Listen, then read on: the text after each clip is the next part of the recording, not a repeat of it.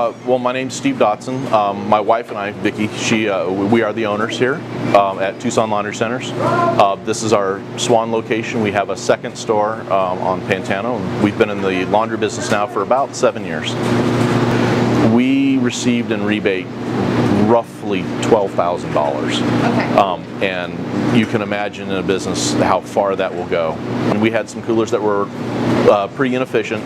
Swamp coolers can only be so efficient, but he helped us there, and we talked about low flow toilets and how that can help us there. But the biggest item was our laundry machinery.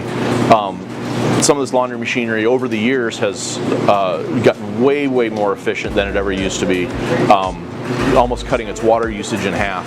And as a small business owner, cutting some of your expenses in half is huge, considering that utility is our biggest costs with gas, electric, and water.